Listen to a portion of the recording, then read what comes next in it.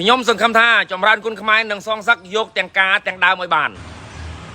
បាទជំរាបសួរលោកគ្រូខុបសុជាតិបាទជំរាបសួរបាទគ្រូដែលខ្ញុំឃើញ poster របស់ស្ថានីយ៍ទូថោនចេញកម្មវិធី Dragon បាទតាក់ទងនឹងដៃគូរបស់ចម្រើនគុណខ្មែរមើលទៅមិនដែរលោកគ្រូបាទខាងគេនោះក៏គេត្រៀមឲ្យស្រេចយើងនេះក៏ត្រៀមឲ្យ 100% ចាំទទួលគេវិញបាទព្រោះអីមុនយើងទៅលេងដល់ផ្ទះគេ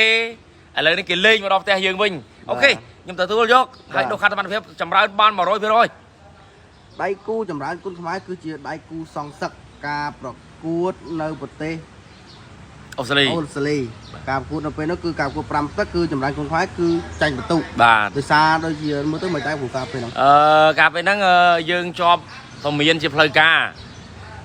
តាមពិតទៅការពមៀនជាផ្លូវការរបស់លោកអាជ្ញាកណ្ដាលខ្ញុំគិតថាមិនត្រឹមត្រូវទេព្រោះអីកីឡាករគាត់ខ្ពស់សៃវៀននៅខាងក្រោមស្មាសោះ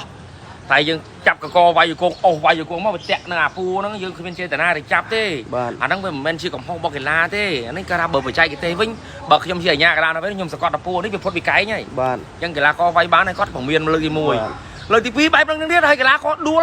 គាត់ថាតោមពូហ្នឹងគាត់បានហើយគាត់ពមៀនលើកទី2ដល់លើកទី3ហ្នឹងគាត់ពមៀនយល់ជាផ្លូវការដែរម្ដងអញ្ចឹងវាធ្វើឲ្យចម្រើនទាំងខ្ញុំនឹងថ្នាក់ដឹកនាំខ្ញុំគាត់មិនសប្បាយចិត្តដែរនិយាយទៅបើគាត់ថាបើអារម្មណ៍ខ្ញុំជាគ្រូគឺខ្ញុំមិនសប្បាយចិត្តតទៅសោះ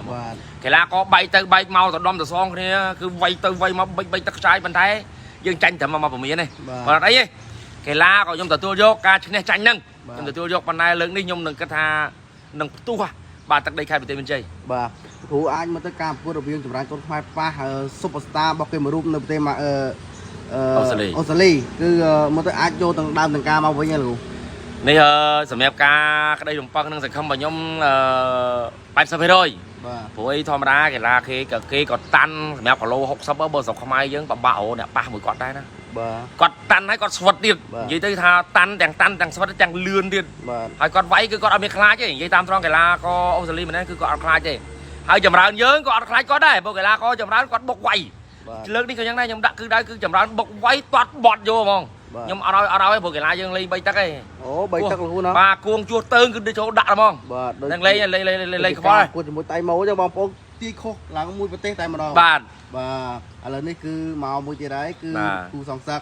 កបាទបងប្អូនព្រីស្គាល់កីឡាករជនជាតិអូស្ត្រាលីរូបនេះគឺជាជើងខ្លាំងមួយរូបរបស់គេដែរការប្រកួតនៅប្រទេសអូស្ត្រាលីដឹងស្រាប់ហើយលំដាប់លេខ2បាទតែក្រោយមកគាត់យកឈ្នះថៃហើយគេគាត់ឡើងជាលំដាប់លេខ1នៅក្នុងអូស្ត្រាលីនឹងតែម្ដងបាទកីឡាកររូបហ្នឹងបាទឥឡូវនេះប៉ះចម្រើនជនខ្មែរគឺជាគូសងសឹកបាទគូសងសឹកបាទឥឡូវលោកគ្រូមានពាក្យនិយាយទៅកាន់បងប្អូនអ្នកគាំទ្រលោកគ្រូបាទអរគុណច្រើនណាបងប្អូនខាងទឹកដីខេត្តបន្ទាយមានជ័យថ្ងៃទី1សូមចូលរួមទស្សនាបណ្ដាលគុណខ្មែរទាំងអស់គ្នាឲ្យបានច្រើនកក